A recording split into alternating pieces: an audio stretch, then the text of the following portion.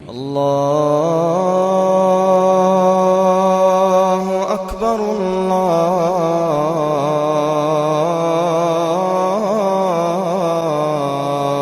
اکبر اللہ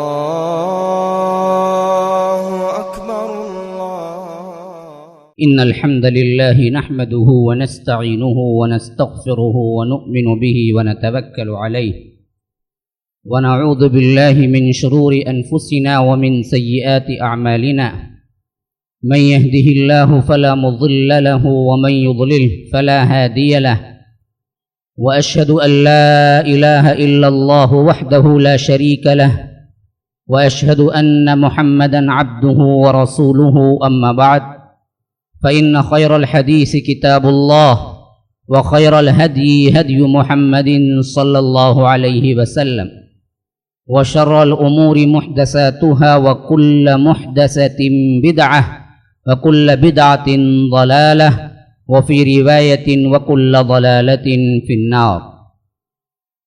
فأعوذ بالله من الشيطان الرجيم. بسم الله الرحمن الرحيم. السابقون الأولون من المهاجرين والأنصار والذين اتبعوهم بإحسان رضي الله عنهم ورضوا عنه. اللهم أرنا الحق حقا وارزقنا اتباعه وأرنا الباطل باطلا وارزقنا اجتنابه. اللهم علمنا ما ينفعنا وانفعنا بما علمتنا وارزقنا علما. رب اشرح لي صدري ويسر لي أمري واحلل عقدة من لساني يفقه قولي. برادران اسلام، واجب الاحترام بزرگوں، دوستوں اور عزیز ساتھیوں، لائق احترام ماؤں اور بہنوں، شخصیات کے موضوع پر کل ہم نے امام ابو حنیفہ رحمہ اللہ کی سیرت مبارکہ کا ایک مختصر سا خاکہ سنا ہے. ائمہ اربع جو بہت زیادہ مشہور ہیں، ان کی ترتیب باللحاظ عمر کے تفاوت سے، سال کے تفاوت سے یوں ہے کہ امام ابو حنیفہ سب سے پہلے پیدا ہوتے ہیں 80 ہجری میں، اور اس کے بعد پیدا ہونے والے امام ہیں امام مالک 93 میں، اور اس کے بعد پیدا ہونے والے ہیں امام شافعی 150 میں. جس سال امام ابو حنیفہ کا انتقال ہوتا ہے اسی سال امام شافعی رحمہ اللہ پیدا ہوتے ہیں 150. اور آخری میں سب سے آخری میں پیدا ہونے والی شخصیت امام احمد ابن حنبل ہے، جو 60 پر 4 یا 60 پر 7 میں پیدا ہوئے. یہ ترتیب ہے ائمہ اربع کی، جو عمومی طور پر حنفی، شافعی، مالکی، حنبلی جو مشہور ہے، ان ائمہ سے، جن ائمہ کی طرف یہ منسوب ہیں، اس کی ترتیب یوں ہے.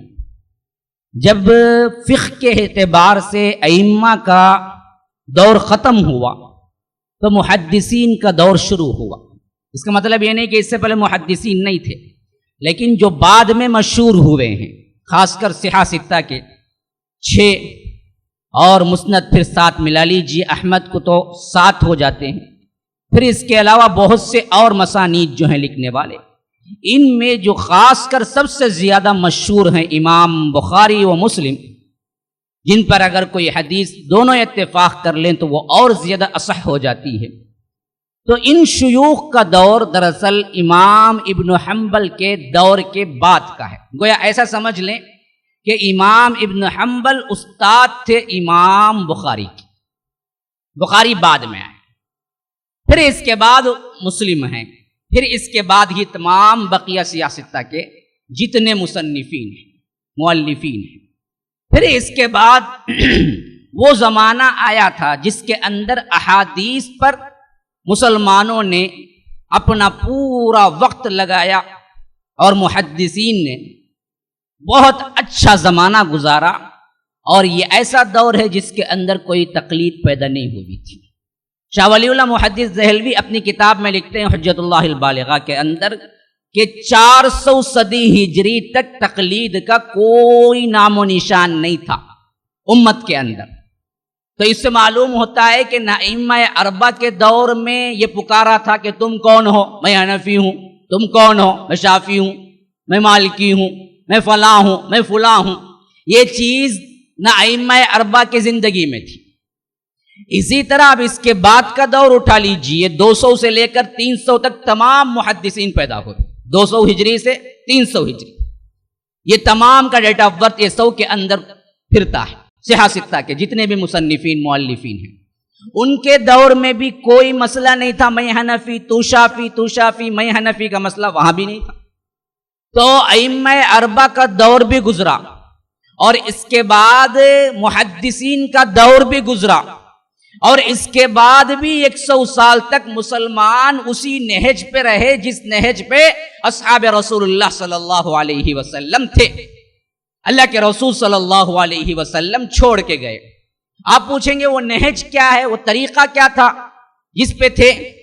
عام فہم الفاظ میں بتا رہا ہوں. دیکھیے، ایک تو علماء کا طبقہ ہے، اب انہوں نے زندگیاں لگائی، علم حاصل کیا اور اس مرتبے پہ پہنچے جس کے اندر فہم دین پیدا ہو جاتا ہے.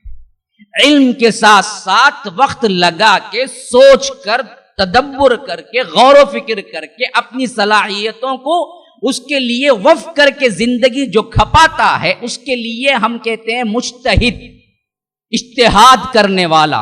اب اس کو وہاں پہنچ جاتا ہے اس کا لیول کہ وہ کتاب و سنت کو پرکھنے کی حیثیت سے، مسائل نکالنے کی حیثیت سے اہل ہو جاتا ہے.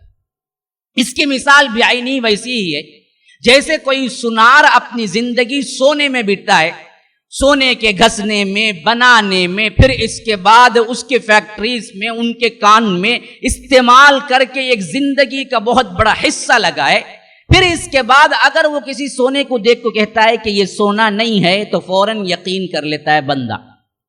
اب اس سے یہ نہیں پوچھتا کہ تم کیسے یقین کر لیے کہ وہ کہتا ہے، لیکن اس کی زندگی کا تجربہ جو ہے وہ تجربہ دراصل بتاتا ہے کہ اس نے جو کہہ رہا ہے وہ بات کی ویلیو ہے اس کے اندر. اسی طرح محدثین نے فقہ کے اندر قرآن و سنت میں پڑھ کے اس لیول پہ پہنچے جہاں پر ان کے اندر ایک طرح کی شریعت کی مطابق مزاج پیدا ہو گیا. شریعت کے مطابق مزاج کا پیدا ہو جانا یہ دراصل اجتہاد کا خلاصہ ہے. پھر اس کے بعد وہ کہتے ہیں کہ بجا کہتے ہیں کہ اگر اس وقت اللہ اور اس کے رسول کے زمانے میں کوئی بات نہیں ہوئی تھی پھر اب ہو گئی تو اب ضرورت پیش آتی ہے کہ اس پر کیا حکم لگائیں. یہ جائز ہے، ناجائز ہے، کر سکتے ہیں، نہ کر سکتے ہیں. تو اب ائمہ کی بات آتی ہے، وہ اپنے علم کی روشنی میں کہتے ہیں کہ ہاں جی یہ جائز ہے، ہاں ناجائز ہے، لیکن مکروہ ہے. یہ جو بھی اسٹیٹس قائم ہوتا ہے وہ دراصل ایک عرصہ علم دین میں لگانے سے پیدا ہوتا ہے. تو جو زمانہ امام ابو حنیفہ رحمہ اللہ کا گزرا اس زمانے میں اللہ تبارک و تعالی نے علم کی جو روش مدینہ المنورہ، مکہ المکرمہ، بصرہ، کوفہ، اس طرح کے بڑے بڑے شہر جو تھے وہاں پر عوام کا شیڈول کیا تھا، نہ وہ کسی ایک کا نام لیتے تھے. دیکھیے بڑے بڑے لوگوں نے صحابہ میں بھی جن سے لے کے امام بنے، امام ابو حنیفہ، امام مالک، امام شافعی، امام احمد ابن حنبل، ان کے پیچھے کون ہیں؟ بڑے بڑے تابعین ہیں. ان کے پیچھے کون ہیں؟ بڑے بڑے صحابہ ہیں. ان کے چین کے ذریعے انہوں نے کیا کیا؟ علم کو حاصل کیا. امام ابو حنیفہ رحمہ اللہ کا زیادہ تر ماخذ کیا ہے؟ عبداللہ ابن مسعود کوفہ آ گئے تھے، ان سے انہوں نے کیا ہے جو کچھ بھی ان کے اصول تھے ان کو لے کے کیا ہے انہوں نے احکامات کو مرتب کیا.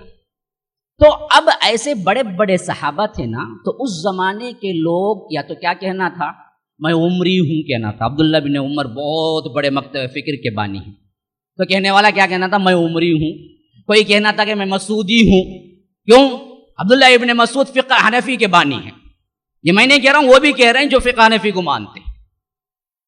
تو اس وقت اگر علماء اس طرح بولنا تھا کہ جو ہم اپنے لحاظ سے آج ہم تابعین اور اماموں کی طرف نسبت دے کے خوش ہو جاتے ہیں، اگر صحابہ کا یہی چلن ہوتا یا صحابہ کے دور میں جو نو مسلم حضرات اسلام قبول کیے، جو نئے آئے تھے، ان کا چلن ہوتا تو ان کو کیا کہنا پڑتا؟ یا تو اس طرح کا مسعودی کا لقب لگانا پڑتا، یا تو عمری کا لقب لگانا پڑتا، یا تو کہتے کہ وقت فکر میں فلاں کہوں، میں فلاں کہوں۔ لیکن ہمیں پوری تاریخ اسلام میں کوئی چیز نہیں ملتی، حالانکہ انہی سے فقہ پڑھ کے بعد کے امام بنے ہیں۔ کیوں نہیں ملتی؟ تو اصل طریقہ کیا تھا جس پہ اللہ کے رسول اور صحابہ کامزن تھے؟ وہ کیا تھا؟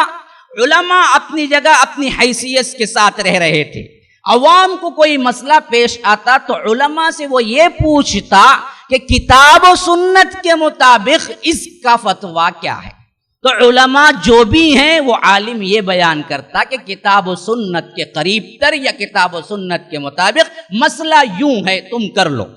اب پیش آتے وقت نہ وہ عالم سے جا کے پوچھتا تمہیں کون سے عالم؟ حنفی کی، ہاں جب جواب دو تمہیں شافعی، نہ کو بھائی تمہارا کیا بھی مسئلہ نہیں ہے، میں حنفی عالم سے جب پوچھ لوں گا۔ وہاں مسئلہ یہ نہیں تھا، مسئلہ یہ تھا کہ کتاب و سنت کا جو بھی عالم ہے وہ وہاں پہنچے اور کتاب و سنت کے ذریعے جو ثابت شدہ چیز ہے وہ بتلا دے، مسئلہ ختم ہو گیا، کسی سے بھی پوچھ لے۔ یہ قید نہیں تھی، کتنے سال نہیں تھی؟ 400 سال نہیں تھی۔ شاہ ولی اللہ محدث دہلوی ایک ایسی شخصیت ہیں جن کو حنفیوں نے بھی مانا ہے، شافعیوں نے بھی مانا ہے، دیوبندیوں نے بھی مانا ہے، اہل حدیثوں نے بھی مانا ہے۔ جامع ترین شخصیت اس دور کی 1700 میں پیدا ہوئے اور بہت ہی علم اور حدیث کو پھیلایا ہندوستان کے اندر، وہ انہی کا حصہ تھا۔ وہ خود لکھتے ہیں کہ یہ تقلید کی بیماری امت مسلمہ میں 400 سال بعد آئی، ورنہ اماموں کے زمانے میں بھی تقلید نہیں تھی، یہ حنفی شافعی کا پکارا نہیں تھا، محدثین کے زمانے میں بھی نہیں تھا۔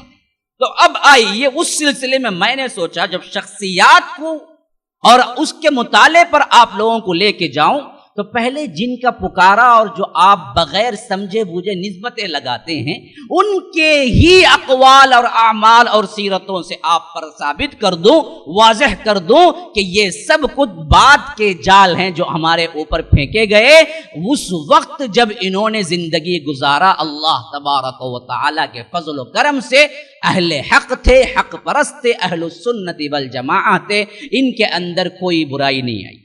ائمہ اربعہ چاروں اٹھا لیجیے، اعتقاداً بالکل صحیح تھی، نہ ان میں سے کوئی شیعہ گزرا ہے، نہ کوئی مرجیہ گزرا ہے، نہ کوئی اس میں سے آ کر قدریہ گزرا ہے، نہ جبریہ گزرا ہے۔ جتنے فرق اس زمانے میں تھے اللہ نے ان سب سے محفوظ رکھا ائمہ اربعہ کو۔ اسی وجہ سے چاروں کا عقیدہ اہل السنت والجماعہ اور اللہ کے رسول نے جس عقیدے پر آئے تھے، جو عقیدہ صحابہ کو دیا تھا، اس پر کامزن۔ اب ترتیب زمانی کے لحاظ سے امام ابو حنیفہ رحمہ اللہ کے بعد پیدا ہونے والی شخصیت امام مالک رحمہ اللہ ہے۔ امام مالک 93۔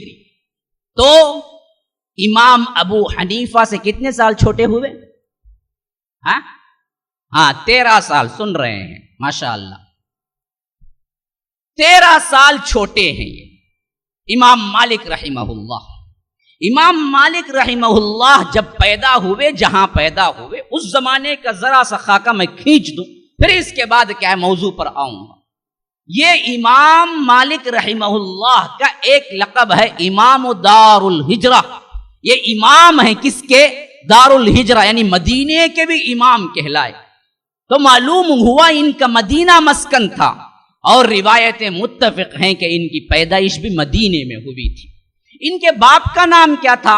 انس تھا، مالک بن انس ان کے باپ کا نام تھا، اور ان کے باپ کا نام کیا تھا؟ ابو عامر تھا، دادا کا نام مالک بن انس بن ابو عامر۔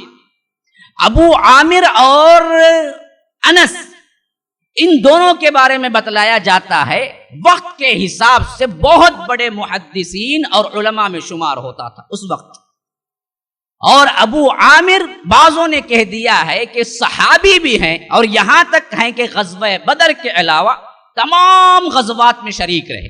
دادا بعضوں نے کہا ہے، بعض انکار کرتے ہیں، لیکن یہ ایک علمی بحث ہے. پھر اس کے بعد ان کے خود باپ آتے ہیں انس، یہ متفق علیہ تابعین میں سے ہیں، بہت سے صحابہ کو انہوں نے دیکھا ہے. اور اس کے بعد ان کے بیٹے مالک، امام مالک آتے ہیں. امام مالک 93 ہجری میں پیدا ہوئے تو اس وقت سلطنت کا کیا معمول تھا؟ ولید بن عبد الملک یہ دراصل کیا ہے، حکمرانی کر رہا تھا. 93 قریب 95 کے قریب یہ مرا ہے تو سلیمان بن عبد الملک بیٹھا. میں نے پہلے بتا دیا ہے سلیمان اور ولید یہ دونوں بھائی ہیں، ایک ہی باپ کے بیٹے ہیں. اور سلیمان کے بعد عمر بن عبد العزیز آئے تھے. شاید جو مسلسل سن رہے ہیں اور سننے کی نیت سے آ رہے ہیں ان کو بات کیا ہے اچھی طرح محفوظ ہو گئی ہوگی. تو پہلے تھا ولید زیادہ سفاک تھا بمعاملہ سلیمان کی. اس دور میں بڑا ظلم ہوا تھا، ناحق قتل بہت ہوئے تھے. تو ایسے دور میں وہ پیدا ہوئے اور سلیمان 95 میں بیٹھا، لیکن زیادہ دیر حکومت نہیں کر سکا. 3 سال یا 3.5 سال مر گئے. پھر اس کے بعد عمر بن عبد العزیز آ گئے، وہ بھی نوجوانی میں مر گیا تھا. تو سلیمان 95 سے لے کر 98-99 تک بیٹھا، بس 99 to 101 عمر بن عبد العزیز آ گئے.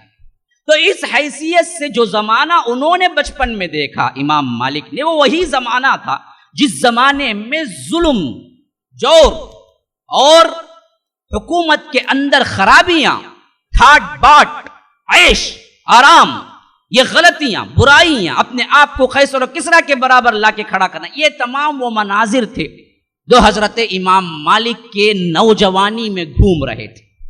تو ذرا سا وقفہ آیا عمر بن عبد العزیز کا. پھر اس کے بعد سلطنت بنو امیہ نیچے جانا شروع ہو گئی، زوال پہ، مائنس پہ. اب اس کے بعد 7 خلفاء آئے ہیں. کتنے آئے ہیں؟ 7 خلفاء. آخری میں محمد بن مروان آیا، اس کے بعد سلطنت ہی گئی. عباسیہ اٹھے، انہوں نے کیا کیا، چن کے بنو امیہ کو قتل کر دیا. اور اس کے بعد عباسی آئے تو ان کا پہلا خلیفہ بنا ابو العباس الصفاح، اور دوسرا خلیفہ ابو جعفر منصور، پھر بعد میں مہدی. یہ تینوں زمانوں میں حضرت امام مالک زندہ رہے اور ان کا شان و شوکت کے ساتھ عروج رہا، یہ تینوں عباسی خلفاء کے زمانے میں. تو امام مالک رحمہ اللہ نے تحصیل علم میں تمام علماء متفق ہیں کہ کبھی مدینہ منورہ سے باہر قدم نہیں رکھا. کیوں نہیں رکھا؟ تمام علم کا مرکز و مخزن خود مدینہ تھا. مدینے میں کون سا عالم نہیں آتا تھا؟ اور مدنی حساب سے مدینے کے اندر جتنے لوگ تھے وہ خود بڑے پائے کے عالم تھے. اس کے علاوہ حج کے موسم میں زیارت کے لحاظ سے بہت سے علماء تشریف لاتے تھے. تو اس طرح انہوں نے مدنی علماء کے جتنے بھی مکتب فکر ہیں ان تمام سے انہوں نے خاصا فائدہ اٹھایا. لیکن سب سے زیادہ جس سے پڑھا وہ ہیں حضرت عبداللہ بن عمر کے غلام مولا نافع. آپ سوچ رہے ہوں گے کہ غلام سے پڑھ کے یہ نسبت؟ غلام کا وہ تصور مت رکھیے جو آج ہمیں یورپ دیتا ہے. اس دور میں غلام وہ تھے جو دراصل کیا ہے، استاد کے سب سے بڑے کیا ہیں، اس کے مطابق عمل کرنے والے اور ان کے خزانہ اور ان کے وارث ہونے والے لوگ تھے غلام. جتنے بڑے فن ہیں ان سب کا دار و مدار غلاموں پہ ہے، یاد رکھ لیجیے. تفسیر کے فن میں بھی جو بڑے ہیں، مجاہد، قتادہ غلام ہے. آپ نے دیکھا ہوگا تفسیر ابن کثیر اٹھا کے دیکھ لیجئے، قتادہ یوں کہتے ہیں، قتادہ اس آیت کی تفسیر میں یوں کہتے ہیں، مجاہد یوں کہتے ہیں، مجاہد یوں کہتے ہیں، قتادہ یوں کہتے ہیں، یوں کہ پوری تفسیر کا دار و مدار قتادہ اور مجاہد پہ، غلام ہے. اسی طرح احادیث کا دار و مدار اکرمہ پہ ہے، نافع پہ ہے. نافع نے یوں کہا ہے تشریح میں، نافع نے یوں کہا ہے، امام نافع نے یوں کہا ہے، غلام ہے. تو اللہ تبارک و تعالی نے غلامی کو مٹایا تو نہیں، صریحاً حرام تو نہیں کیے، لیکن اتنا اونچا کیا کہ اس زمانے میں بڑے بڑے علماء جو تھے وہ حساب سے غلام تھے. عطا بن ابی رباح، میں نے بتایا تھا کل کے مضمون میں، یہ پورے مکے کے امام تھے اور حج کے میدان میں اعلان کیا جاتا تھا باقاعدہ، کوئی فتویٰ دے نہیں سکتا سوائے عطا ابن رباح کے، کوئی فتویٰ دے نہیں سکتا. خلیفے کی طرف سے اعلان ہوتا تھا، فتویٰ پوچھنا ہے اور فتویٰ دے سکتا ہے تو عطا ہے۔ عطا ایک غلام، حبشی غلام تھے، اللہ نے یہ عزت غلاموں کو دی، کس طرح ٹرن ہوا دیکھیے، اس سے پہلے غلام کو کوئی پوچھتا نہیں تھا۔ تو حضرت امام مالک کا پورا منبع علم جہاں سے انہوں نے حاصل کیا اور اپنے وہ استاد کے طور پر مانا وہ ہے نافع، اور انہوں نے کس سے پڑھا؟ حضرت عبداللہ بن عمر سے۔ انہوں نے کس سے پڑھا؟ حضرت عمر سے۔ انہوں نے کس سے پڑھا؟ محمد الرسول اللہ صلی اللہ علیہ وسلم۔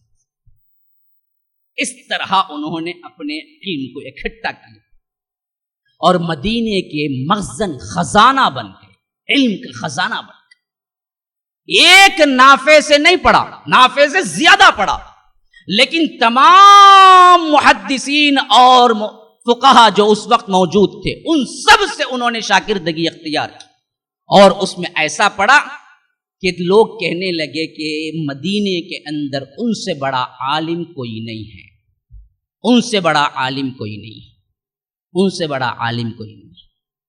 تو استاد کا وفات کا وقت آیا، نافع کا، جہاں درس دیتے تھے مدینہ منورہ میں بیٹھ کے مسجد نبوی کے اندر، وہ وقت آیا 117 ہجری لکھتے ہیں کہ ان کی وفات ہوئی حضرت نافع کی۔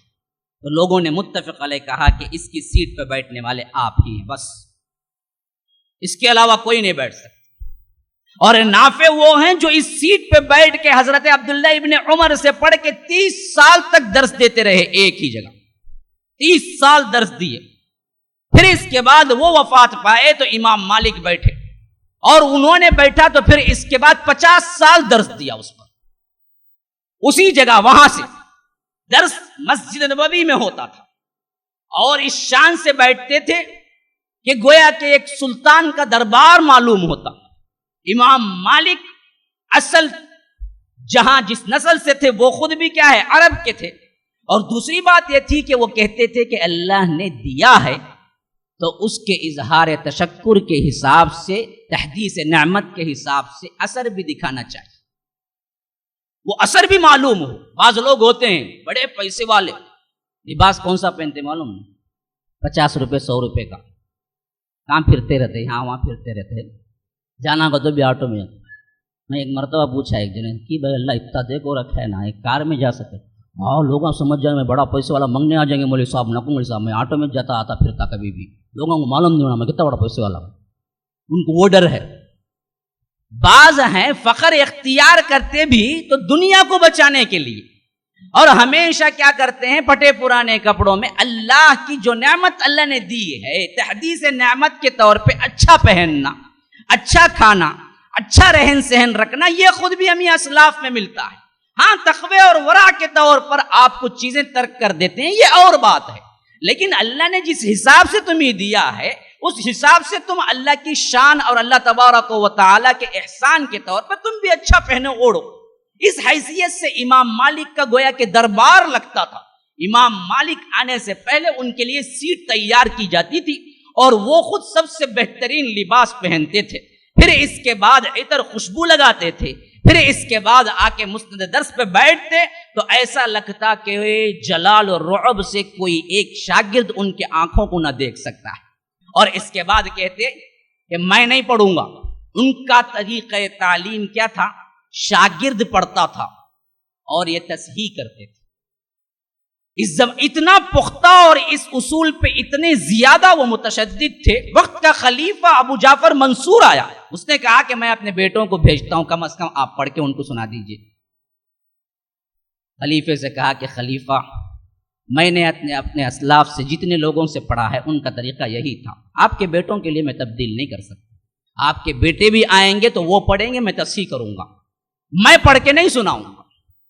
اس میں سب سے علماء نے لکھا ہے ایک بات بہت اہم کیا تھی کہ اگر طالب علم پڑھتا پھر اس کے بعد وہ تصحیح کرتے تو اس میں یہ بات ہوتی کہ توجہ کے ساتھ خود استاد بھی سنتا اور استاد کا لکھا ہوا ہی پڑھتا، تو اس حیثیت سے 2 مرتبہ نظر ثانی ہو جاتی کہ پہلی مرتبہ خود لکھا استاد نے، پھر طالب علم کو دے دیا پڑھ، اب وہ پڑھ رہا ہے تو پھر دوسری مرتبہ برابر لکھا ہے یا نہیں لکھا ہے یہ معلوم ہو جاتا۔ اس طریقے تعلیم میں بہت زیادہ حدیث کی حفاظت تھی۔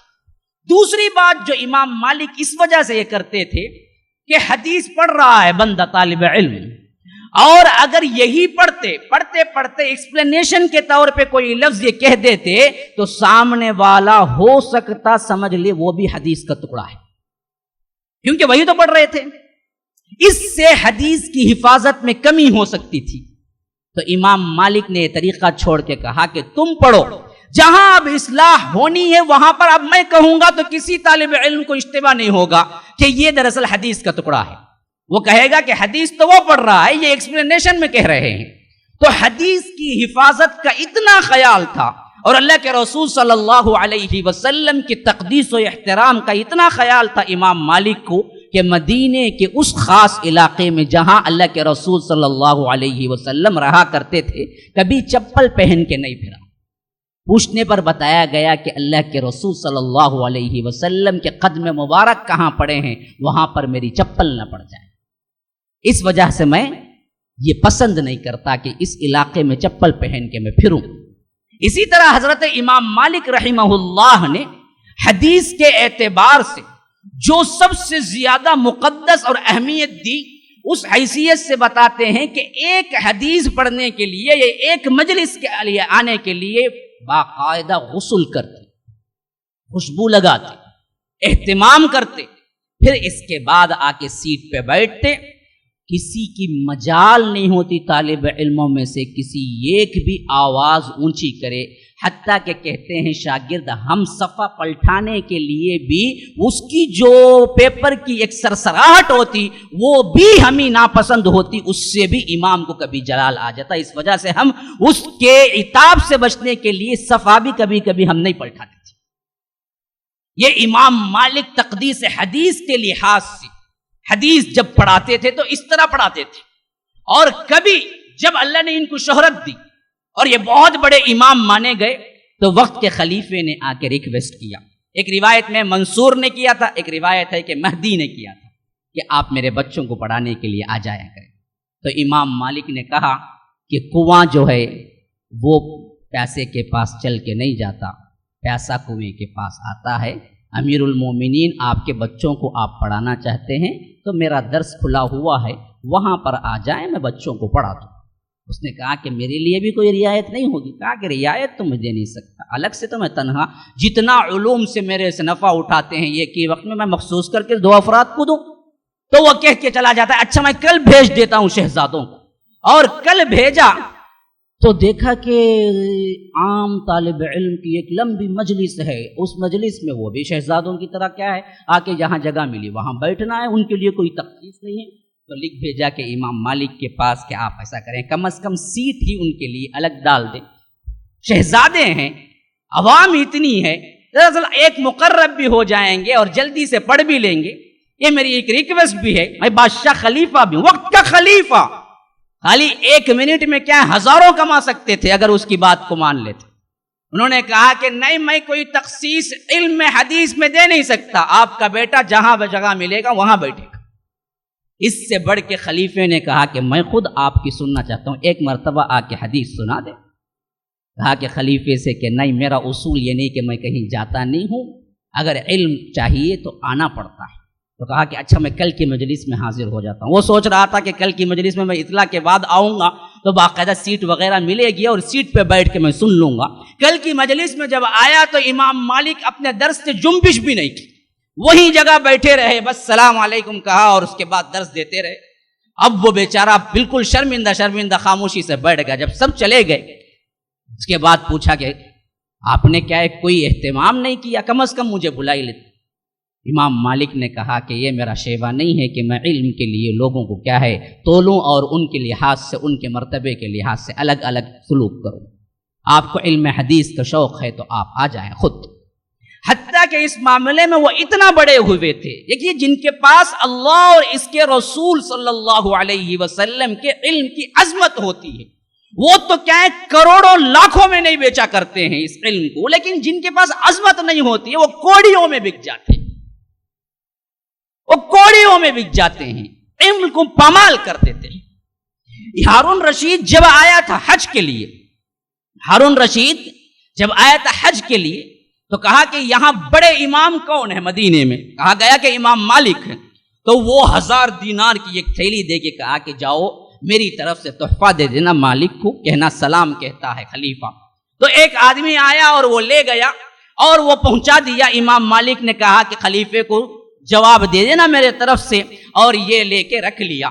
پھر دوسرے سال جب حج کو آیا تو ہارون رشید وہ یاد تھا کہ 1000 دینار جو ہے نا وہ سونے کے سکے ہیں، درہم جو ہے نا وہ چاندی کے سکے ہیں. دینار بہت قیمتی ہوتا ہے، درہم معمولی ہے، چاندی ہے. 1000 دینار اس زمانے میں بہت بڑی رقم تھی. تو وہ رقم یاد تھی خلیفہ کو، تو وہ جانتا تھا کہ میرے 1000 دینار یہ قبول کیے ہوئے ہیں، تو جب بھی میں بلاؤں گا ضرور آئیں گے. تو حج کو جب پھر دوبارہ آیا اور مدینے سے واپسی کا وقت تھا تو اپنے ایک غلام کو بھیجا کہ مالک سے کہو کہ خلیفہ ملنا چاہتا ہے اور آپ آ کے مل جائیں. تو جب وہ پہنچا غلام اور کہا کہ خلیفہ ملنا چاہتا ہے تو انہوں نے مسکرا کے اپنے خادم سے کہا کہ جاؤ وہ جو 1000 دینار کی تھیلی لے آؤ. اس سر پر مہر ایسی ہی رکھی ہوئی تھی، مہر کو توڑا تک نہیں تھا انہوں نے. پھر اس کے بعد ہارون رشید کے غلام کے ہاتھ میں رکھ کے کہا جاؤ خلیفہ سے کہو میں نے 1 دینار بھی استعمال کیا ہے، اگر تم یہ دے کے سمجھتے ہو میں غلام بن کے تمہارے پاس پہنچ جاؤں گا تو وہ تمہاری غلط فہمی ہے، پہنچا دو جا کے. یہ علماء حق ہوتے ہیں جو علم کی قدر کرتے ہیں.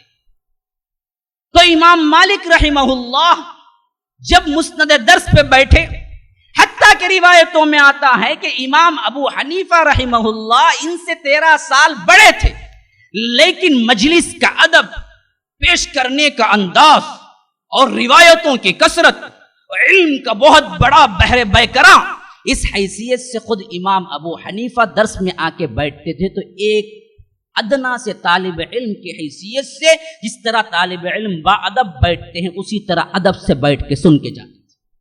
امام ابو حنیفہ رحمہ اللہ. اس میں 2 باتیں ہمیں معلوم ہوئی. ایک تو یہ معلوم ہوا کہ امام ابو حنیفہ کتنے وسیع الظرف انسان تھے، کیسے امام تھے کہ اپنے سے چھوٹے پر بھی اگر علم کے لحاظ سے وہ برتری رکھتا ہے تو اپنے لوگوں کو، ان کے ماننے والوں کو، شاگردوں کو سبق سکھایا کہ دیکھو اس کی عزت کرو خواہ وہ چھوٹا ہی کیوں نہ ہو. دوسری طرف انہوں نے بتلایا یہ بات کہ حدیث اس حیثیت سے بہت بڑا علم ہے کہ اس کی مجلس میں بیٹھ کے تم ادھر ادھر کی حرکتیں لاپرواہی سے نہیں، یہ اللہ کے رسول کی حدیث کو سننا ہے تو ادب اختیار کرو. ادب کے بغیر علم نہیں آتا، ادب کے بغیر علم نہیں آتا. آج ہم احادیث پڑھتے ہیں، کیسے پڑھتے ہیں؟ ان کو سیٹ ڈال کو، اس کے بعد پیچھے کیا ہے ایک اے سی لگا کو، چائے کی تقسیم بول کو، 12 کا کھانا بریانی بول کو، پھر اس کے بعد 40 کا درس دیتے ہیں. تبھی کیا کرتے آکو سوتا رہتا کون تبھی، اونگتا رہتا کون تبھی، بولتا میں جلدی جانا ہے مولوی صاحب. ان کو اتنا سٹ کر کو دیکھو، ایک حدیث پڑھ کو یاد کر کو جاؤ جی گا تو پتہ نہیں. ہمارے پاس کیا ہے، اس کی کوئی اہمیت ہی نہیں ہے، اہمیت ہی نہیں ہے. اللہ کے رسول صلی اللہ علیہ وسلم کی بات سننا اور اس کو یاد کرنا اہمیت نہیں ہے. حالانکہ اس دور کے علماء نے کیسے اس کے لیے کیا ہے اپنا وقت صرف کیا اور کیسے تعظیم اور عزت کیا کرتے تھے. اچھا خیر آگے آئیے. اب پھر امام مالک رحمہ اللہ نے سب سے اہم کام کیا کیا تاریخ اسلام کی؟ تو یاد رکھیے سب سے اہم ترین جو سب سے پہلا کام کی حیثیت سے امام مالک رحمہ اللہ نے کیا وہ تھا احادیث کو عنوان کے مطابق کتاب کی شکل میں بنانا. اس سے پہلے کسی نے نہیں بنایا.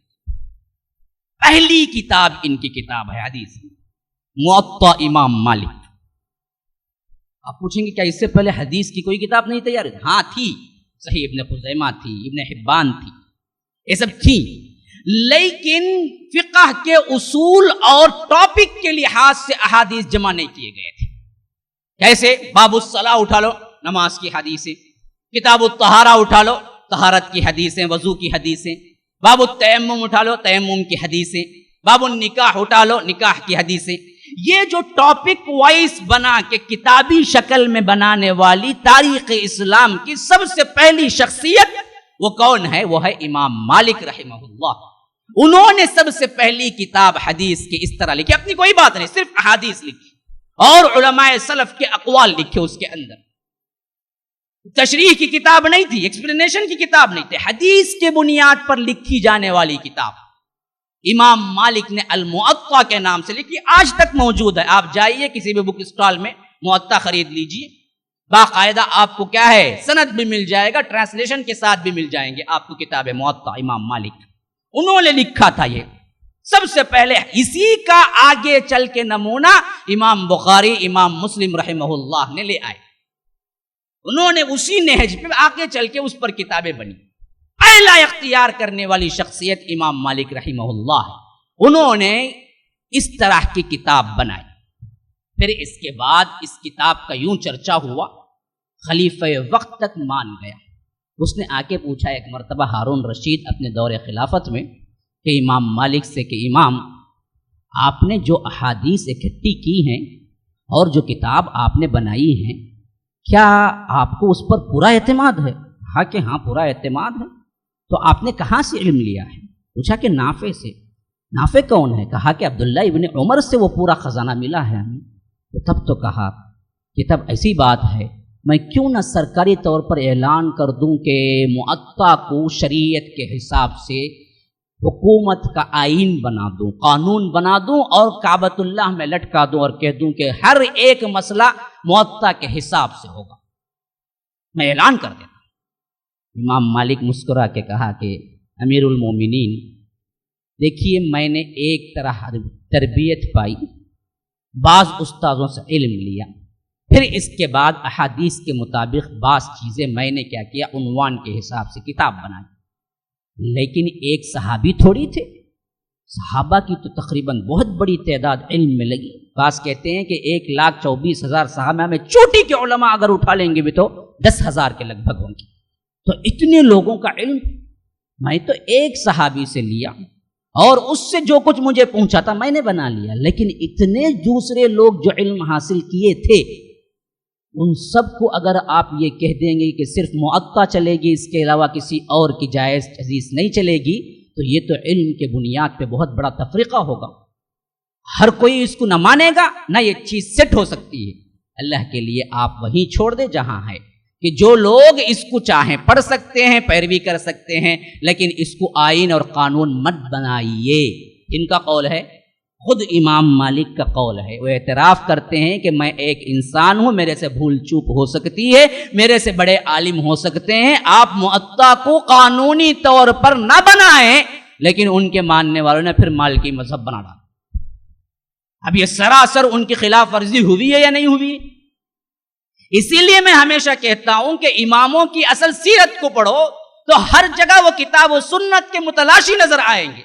اور ہم نے ان کو کیا کر دیا، رکاوٹ بنا دی کتاب و سنت کے لیے کہ وہاں تک پہنچ کے چھوڑ دو، اس کے بعد تو ہمیں دیکھنا ہی نہیں ہے. ہمیں صحابہ کا کوئی فعل لینا نہیں ہے، رسول کا کوئی فعل لینا نہیں ہے. حنفی، شافعی، مالکی، حنبلی سے بات ختم کرو. اور اتنی جہالت ہے اس معاملے میں. بعض کہتے ہیں چاروں علماء کعبے کے صحن میں بیٹھ کو ڈیسائیڈ کرے گا تھے کون حنفی، کون مالکی، کون شافعی، کون حنبلی، بول کو کہاں بیٹھے گا تھے؟ کعبے کے صحن میں آپ کو بیٹھیے گا تھے، بیٹھ کو انوچ اٹھا کو تقسیم کر کو امت کو دیے سکتے. تم چاہے تو حنفی بن جاؤ، چاہے تو مالکی بن جاؤ. کیا دیوانی بدبختی ہے. دیکھیے امام مالک، امام ابو حنیفہ رحمہ اللہ، کتنا تفاوت ہے 13 سال کا. امام شافعی، امام ابو حنیفہ رحمہ اللہ پیدا ہی نہیں ہوئے تھے امام شافعی ان کی زندگی میں. کہاں سے صحن میں آگے بیٹھیں گے؟ ان کی روح آگے بیٹھیں گی، وہ تو آگے بیٹھ نہیں سکتے تھے، انہوں پیدا نہیں ہوئے پورے.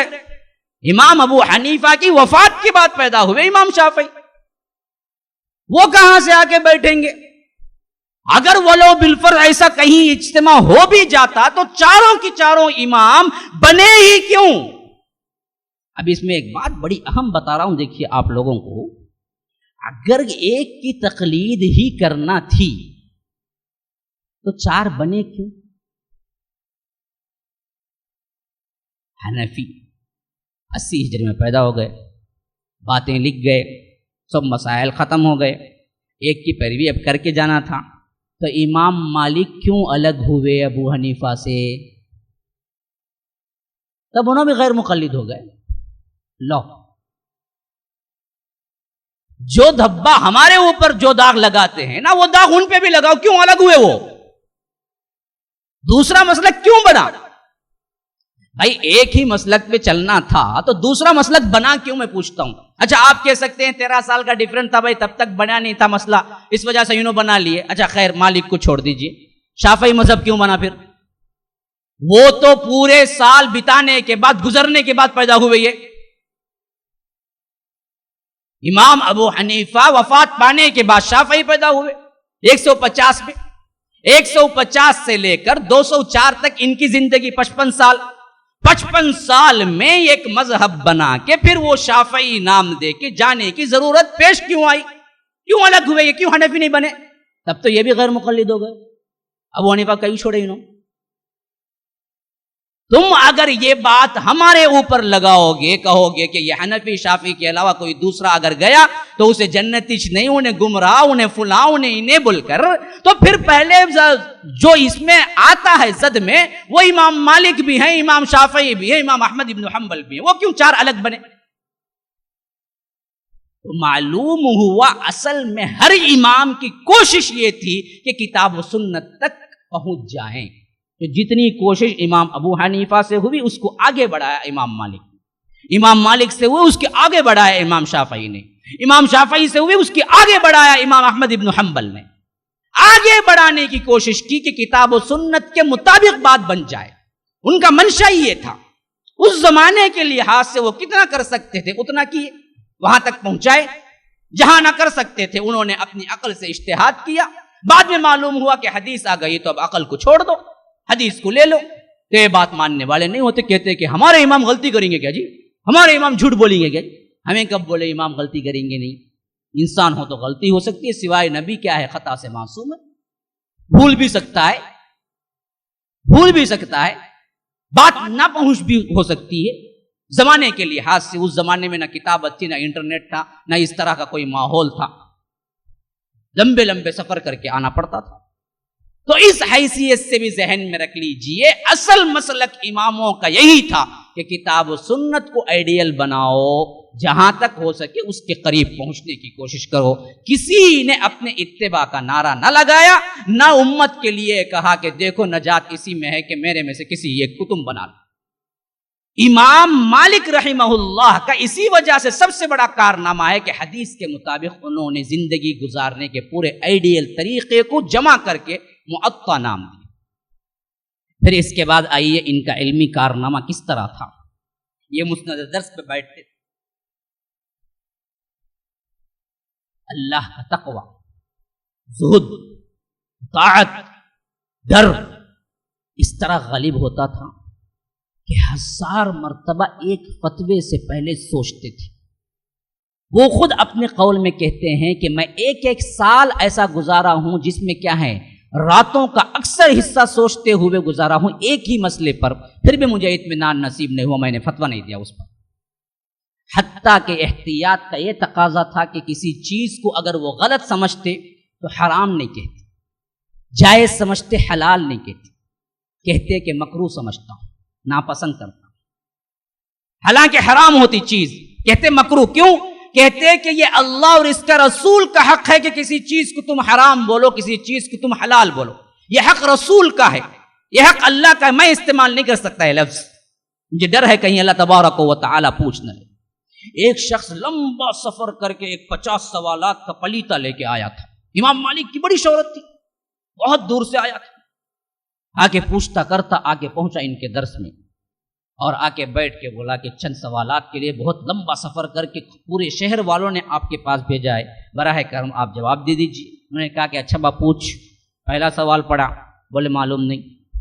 لا ادری. دوسرا پڑھا، بولے معلوم نہیں. تیسرا پڑھا، بولے معلوم نہیں.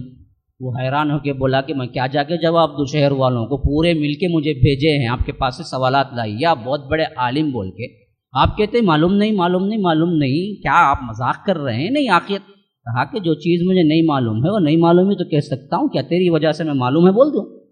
کل اللہ تعالیٰ مجھے پکڑے. جاؤ جا کے کہو کہ مالک کہتا ہے معلوم نہیں ہے، مجھے اس میں کوئی عار نہیں ہے. فتویٰ اسی وقت میں دے سکتا ہوں جب مجھے علم ہو. اس کا علم نہ ہو تو معلوم نہیں کہنا. اسی وجہ سے اسلاف کا قول ہے لا ادری کہنا آدھا علم ہے. اور کہتے تھے مسند درس پہ بیٹھ کے ہمارے اسلاف ہمارے جو استاد تھے ان کا طریقہ یہ تھا کہ فتویٰ دینے میں وہ سب سے زیادہ پیچھے ہٹتے تھے یہاں تک کہ مجبور نہ کر دیے جائیں. اور آج میں دیکھ رہا ہوں کہ کچھ لوگ ایسے ہیں جو فتویٰ دینے میں بڑے سامنے آ کے ظاہر ہو کے دینا چاہتے ہیں. اللہ تبارک و تعالی ان جیسے لوگوں سے بچائے. کب کہہ رہے ہیں 100 سال نہیں گزرے تب کہہ رہے ہیں. آج تو کیا ہے انہیں مفتی علی بیٹھا تو 2 دن میں مفتی بنتا ہوں دیکھا گا تو 2 صفحے اٹھا گا اس کے بعد کیا علی صاحب تمہیں بولتے ہی مجھے بولو یہ بولے نہیں یہ سب غلطی یہ دیکھو یہ سب صحیح. کہاں سے رے پڑھا میں ٹرانسلیشن پڑھ گیا. ارے قرآن پڑھ رہے وہ ٹرانسلیشن کی آیت ہی پڑھ کو بتلا رہے ذرا مجھے آیت پڑھنے نہیں آتا اس کو. اللہ کی قسم یاد رکھ بہت سے ایسے فتنہ گر ہیں یہاں کے اندر جن کو قرآن کی ایک آیت صحیح نہیں پڑھ سکتے تجوید و مخارج کے ساتھ اور بنائے ایک گروپ بنا کے بیٹھے ہوئے جن کے پیچھے لوگ ہیں. خاص کر یہ نوجوان ہے نا یہ نوجوان یہ دیوانی بولتے. ایسا یہ دیوانے کیا ہوتے کہاں بھی پہنچ جائے دیوانہ بھی چیخ اٹھا کے میرے پاس بھی گتبی ہے بول کو منہ ڈولا تو اس کے پیچھے بھی چاچریں چل جائیں گے کیا کی گئی جی اس کے پاس کر. ایسے لوگ ہیں خاص کر چنئی تو کیا ہے ہر دن ایک نئی جماعت بنتی اس کے پیچھے 2 جنے رہتے ایک بڑا الگ رہتا اس میں پھر اس کے حکم کو ابھی ذرے دینا نہیں ہوا ایک اور جماعت بن جاتی پھر اس میں سے انہیں کٹتا انہیں بولتا انہیں برابر نہیں میرے پاس اس میں سے 4 ہو جاتے وہ 4 میں سے پھر 4 نکلتے ایسا نکلتے رہتے ہر دن نکلتے رہتے. آج پوچھے تو کون سی جماعت میں وہ جماعت اب کون سی اب کو وہ یہ سے لے کو زیڈ تک کتنے حروف ہیں اتنی جماعت ہیں انہیں یہ جماعت انہیں بی انہیں سی انہیں یم کے انہیں یٹی کے انہیں تی کے انہیں تی کا پورے جماعت ہیں ٹی بھی ہے یم بھی ہے کے بھی ہے زیڈ بھی ہے ہر لفظ ہے سب جماعت سب کا ایک مسلک سب کے ایک فتوے اور اس سے زیادہ کیا ہے ہر سال فتوے الگ بدلتے رہتے مطابق پیسہ کیسا ملتا کہ ویسا فتویٰ بنتا ہو بعد میں. گزشتہ سال جو فتویٰ دیے اس سال ہوں برخلاف ہو جاتا فتویٰ. پوچھے تو کیا جی نہیں جی وہ ٹائم کو وہ زمانے میں تھا وہیں اب یہ ٹائم کو یہ زمانے میں ہوں زمانہ پھرتا رہتا. بابا تمہیں اپنے ذریعے دیے تو نہ پھنسے جو لکھو گئی ہی وہ دیتے تو پھنستے کہیں کو تمہیں. وہ زمانے میں وہ سوچے گا یہ زمانے میں یہ سوچے گا کائی کو جی سوچے تمہیں سوچنے کا کیا اچھے تم نہ اللہ کے فضل و کرم سے اتنی بڑی وراثت ہے ہمارے پاس علم کی تمہاری سوچنے کی کوئی ضرورت ہی نہیں ہے خالی پڑھو بولو. لاوارث دین نہیں ہے یہ ورثہ ہیں اس کے جنہوں نے اپنی زندگیاں کھپا کے ہر ایک کی تشریح لکھ کے چلے گئے. صرف تمہیں پڑھ کے بولنا ہے بس اپنی اختراع کی کوئی ضرورت نہیں ہے. امام مالک رحمہ اللہ وفات کے قریب رو رہے کہتے ہیں کہ ان کے شاگرد نزدیک پہنچے اور کہا کہ آپ ایسے 50 سال صرف درس میں گزارے امام دار الہجرہ اللہ تبارک و تعالی نے تمہیں علم سے نوازا لوگوں کے اندر تمہارا تقوی اور زہد مشہور ہے آخر کیا سبب ہے کیا موت سے ڈر گئے ہو جاتے وقت رو رہے. امام مالک نے کہا کہ اللہ کی قسم میں موت سے ڈر کے نہیں رو رہا ہوں میں اس وجہ سے رو رہا ہوں زندگی میں جتنے فتوے دیا ہوں اللہ تبارک و تعالی اس کے بدلے اگر کوئی خطا تھی تو مجھے دنیا ہی میں کوئی ذلت دے دیتا کوئی عذاب دے دیتا. ڈر اس وجہ سے رہا ہوں کہ کل قیامت کے دن اللہ پوچھ لے اور میں غلط دے دیا ہوں تو اللہ تبارک و تعالی میرے ساتھ کیا سلوک کرے. وہ جنہوں نے پوری زندگی ڈر ڈر کے گزاری تقوی و پرہیزگاری میں گزاری. ایک شاگرد بیان کرتے ہیں کہ میں عشاء کے وقت ملنے کے لیے آیا تو امام مالک وضو کر رہے تھے چہرے سے نور ٹپک رہا تھا ایسا لگ رہا تھا کہ بڑا حشاد بشاد چہرہ. میں نے سوچا کہ نماز کے بعد کیوں خلل ڈالوں نماز کے بعد مل لوں اور نماز جب پڑھا تو دیکھا کہ وہ نفل کے لیے تیار ہو چکے تھے. میں نے سوچا کہ کیوں میں رکھنا ڈالوں. پھر اس کے بعد تھوڑی دیر بعد آ کے دیکھا تو نفل اسی طرح جاری تھی. میں نے ذرا کان لگایا تو وہ ایک ہی آیت بل الساعۃ موعدہم والساعۃ ادھیٰ وامر بل الساعۃ موعدہم والساعۃ ادھیٰ وامر کہ قیامت کے بارے میں کہا جا رہا ہے کہ یہ جو ساعت آئے گی وہ بہت ہی تکلیف دہ ہوگی بہت ہی تنگ ہوگی اور بہت ہی کیا ہے ہولناک ہوگی. یہ آیت کو وہ دہرا رہے تھے اور میں پھر اس کے بعد تہجد کو اٹھ کے مسجد کے اندر گیا تو اس وقت بھی زاری تر تھی، زار و قطار رو رہے تھے اور یہی آیت پڑھ رہے تھے کہ بل الساعۃ موعدہم والساعۃ ادھیٰ وامر، یہاں تک کہ فجر کا وقت ہو گیا، اسی ایک آیت کو دہراتے دہراتے انہوں نے 2 رکعت نفل نماز ادا کی۔ یہ اللہ کا ڈر خوف تھا، امام مالک کا زہد و ورع تھا کہ انہوں نے اپنی زندگی میں، وہ کہتے ہیں کہ میں نے تقریباً 30 سال کی نماز پڑھائی ہے اور کبھی میں نے پیٹ نہیں دیکھا، کبھی میں نے پیٹ نہیں دیکھا۔ یعنی مطلب یہ ہے کہ امام مالک کبھی مقتدی بن کے نہیں آئے، پورے 30 سال میں کبھی لیٹ نہیں ہوئی، تکبیر تحریمہ تو کیا چھوٹتی، وہی امام بنے۔ اسی وجہ کہتے ہیں کہ میں نے کبھی پیٹ نہیں دیکھا کسی مقتدی کی، یعنی مقتدی کبھی بنے ہی نہیں تھے، کتنا بڑا امام ہی کیوں نہ ہو، زندگی میں کئی مرتبہ اس کی نمازیں چھوٹتی ہیں، کوئی ضرورت پیش آ جاتی ہے، بیمار پڑ جاتا ہے، لیکن وہ امام تھے، وقت کے بھی امام تھے، زہد و ورع کے بھی امام تھے، اسی طرح علم کے بھی امام تھے، اللہ سے ڈرنے والی شخصیت بھی تھی، اور ساتھ ساتھ انہوں نے امت کو یہ پیغام بھی دیا کہ کتاب و سنت کو اصل منشا بناؤ، میری باتوں کو تقلید نہ بناؤ۔ حتیٰ کہ بادشاہ وقت ان کے قریب آ کے کہا کہ آپ کہہ دیں تو میں معطا کو بنا دیتا ہوں قانون، تو کہا کہ نہیں، اسے ایسے ہی رہنے دیجیے۔ یہ وہ امام ہیں جو 170 پر 9 میں 79 میں انتقال کیا، اور ان کی وفات کے وقت زار و قطار رو رہے تھے۔ پوچھا گیا کہ امام مالک آپ کو رونے کا سبب کیا ہے؟ تو کہا کہ کہیں لوگ میرے فتووں کو نہ بنا لیں اور اس سب کی جو کوئی زد آنے والی ہے کہیں اللہ تبارک و تعالی مجھے نہ پوچھ لے۔ تو یہ تھے امام مالک۔ بہت لمبے واقعات ہیں ان کے، اور بہت سے پہلو ہیں، لیکن وقت کی کمی ہے اور مجھے بعد کے بھی اماموں اور بڑے مشاہرین کی زندگیاں بولنی ہیں، اس وجہ سے میں اسی کے ساتھ ختم کرتا ہوں اس بات کو، اس بیان کو۔ لیکن ایک بات ذہن میں رکھیے، جو آج کا غلغلہ ہے، آج کتاب و سنت کو چھوڑ کے اماموں کی پیروی کا جو دعویٰ ہے، اگر ہم ان کی سیرتوں کے ساتھ مطالعہ کرتے ہیں تو سراسر باطل پاتے ہیں، سراسر ٹکراؤ پاتے ہیں۔ تو اصل حقیقت سمجھ لیجئے، ہر امام نے ہمیں سنت اور اللہ کی اطاعت کے قریب پہنچانے کی کوشش کی۔ کوئی امام کبھی یہ نہ کہہ سکا کہ تم مجھے آڑ بناؤ یا میری پیروی کرو، وہ کیسے کہہ سکتے تھے؟ وہ تو اللہ والے تھے۔ سازشیں بعد میں ہوئی اور اس طرح مسلمانوں کو گروہوں کے اندر تقسیم کر دیا گیا۔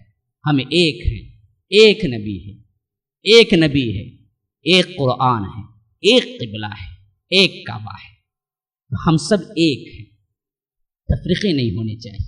یہ گروہ بندی نکال دیجیے، یہ گروہوں کے اندر سے ایک دوسرے کو دیکھنا چھوڑ دیجیے، یہ باطل کا طریقہ ہے، یہ شیطانوں کا طریقہ ہے۔ ان الذین فرقوا دینہم لست منہم فی شیء، اللہ کے رسول جتنے فرقے بھی بنے ہیں دنیا کے اندر، آپ ان میں سے نہیں ہیں، آپ ان میں سے نہیں، لست منہم فی شیء، آپ ان میں سے نہیں، فرقوں میں نہ پڑیے۔ حرم پاک بھی، اللہ بھی، قرآن بھی ایک، کچھ بڑی بات بھی ہوتے جو مسلمان بھی ایک۔ اقبال اس زمانے میں کہہ کے گئے تھے، ہمارا اللہ ایک، ہمارا قرآن ایک، ہمارا قبلہ ایک، ہمارا نبی ایک، لیکن کیا وجہ ہے کہ مسلمان فرقوں میں بڑھ گئے؟ یہ بھی ایک ہوتے تو آج کیا طاقت ہوتی، کیا شان و شوکت ہوتی، اللہ کا رحم و کرم کیا ہوتا۔ ہم نے تفریقوں میں اور اپنے آپ کو انہی کے اندر الجھاؤ۔ کافروں نے اتنا نقصان نہیں پہنچایا، یا کافروں نے مسلمانوں کو اتنے کافر نہیں بنائے جتنے ان فرقوں نے بنایا ہے کفر کے فتوے لگا لگا کے۔ جتنے کافر یہ بنائے ہیں کفر کے فتوے لگا کے، کافروں نے مسلمانوں کو اتنے کافر نہیں بنائے۔ تو یاد رکھیے یہ چیز بہت اہم ہے۔ انشاءاللہ ابھی 2 کی سیرتیں باقی ہیں ائمہ اربعہ میں، پھر انشاءاللہ میں مشاہرین کی سیرتوں میں یا محدثین کی سیرتوں میں بھی آپ کو جتنا ہو سکتا ہے، جتنے دن باقی ہیں ان میں لے آؤں گا۔ تو اللہ تبارک و تعالیٰ سے دعا ہے کہ اللہ تبارک و تعالیٰ ہمیں نیک عمل کی توفیق عطا فرمائے، اللہ تبارک و تعالیٰ ہمیں دین کی سمجھ عطا فرمائے، اللہ تبارک و تعالیٰ ہمارے لیے دین کے سمجھ اور فہم کے لیے راستے کھول دے، اور جو بات قرآن و سنت سے ثابت ہو گئی اللہ تبارک و تعالیٰ ہمارے دلوں کو قبول کرنے والا بنا دے، اللہ تبارک و تعالیٰ صحیح کتاب و سنت کی پیروی کرنے والا ہمیں بنا دے۔ سبحانک اللہم و بحمدک اشہد ان لا الہ الا انت استغفرک و اتوب الیک۔